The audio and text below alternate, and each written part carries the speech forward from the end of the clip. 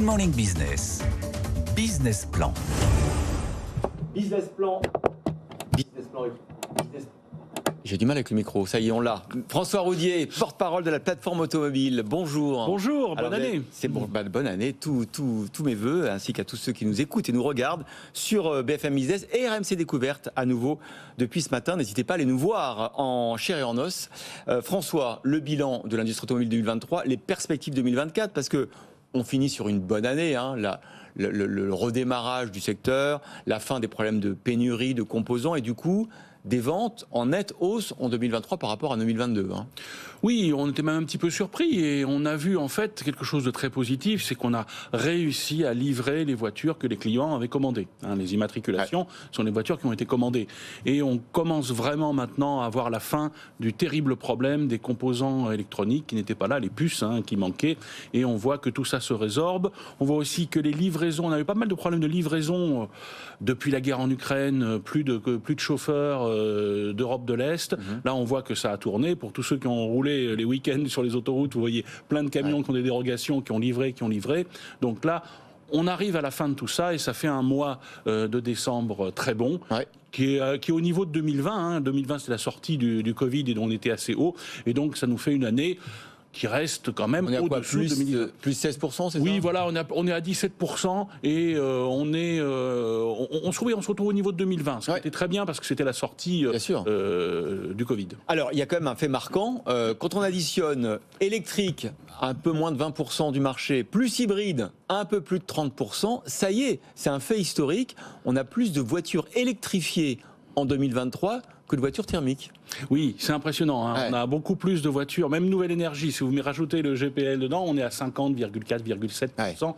Donc en fait, plus d'une voiture sur deux maintenant est une voiture différente qui est un peu nouvelle énergie, pour reprendre un terme chinois. Hein. C'est les Chinois qui utilisent ce terme nouvelle énergie pour décrire. Ça y est, vous êtes vous aussi, vous prenez le pli de la Chine. Voilà. Bientôt, j'en ferai l'interview en chinois, voilà, et ce sera plus difficile pour nos téléspectateurs. Mais ce qu'on voit, c'est que le pli est pris, l'électrification de l'automobile sur tous les nouveaux modèles se fait et trouve son public. Et c'est intéressant de voir d'ailleurs que ce sont vraiment les particuliers qui accrochent le plus sur le véhicule électrique. Alors qu'on aurait pu penser que les flottes d'entreprises auraient dû même peut-être être pionnières, non ? Oui, mais on a un effet, de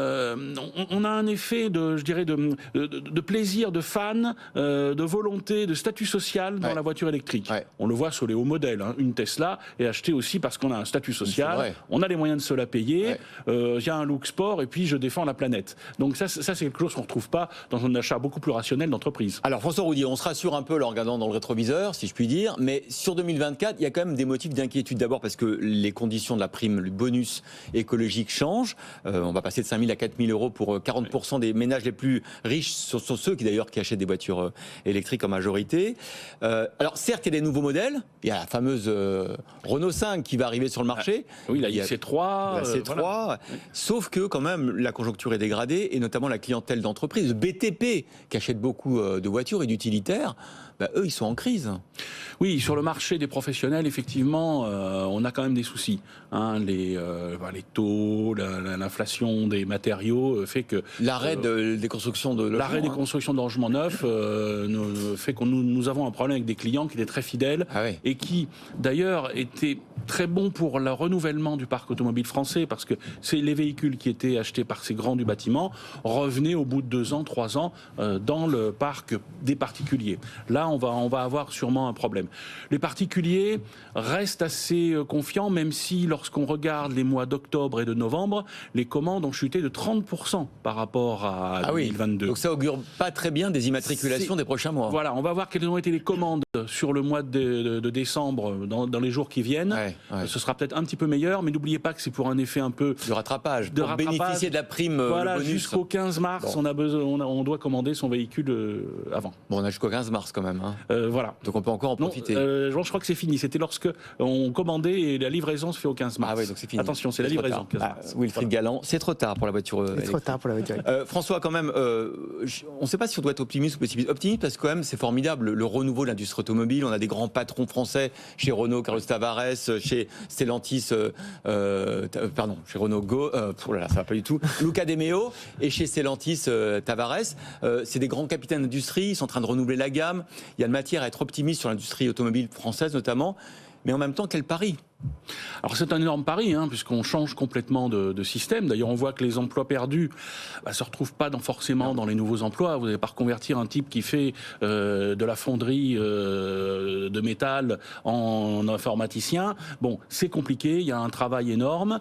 Il faut déjà trouver maintenant ces nouveaux métiers. Donc ça, c'est un énorme enjeu. Au-delà de l'aspect de construction des usines, de fabrication des batteries, il faut trouver l'être humain derrière. Les talents. Et voilà, et l'attirer en plus dans des pays, lui trouver des logements. Justement, il faut construire des logements dans le Nord. Et on est sur une rupture, mais qui est positive. Je dirais qu'il y a un moment sûrement d'une petite crise, un petit tassement conjoncturel, peut-être sur l'électrique ou sur le marché, mais structurellement, on avance. Et ce qu'il y a de fabuleux dans cette industrie, c'est que c'est historique. C'est qu'il y a toujours des patrons qui sont extraordinaires, des plus que grands patrons.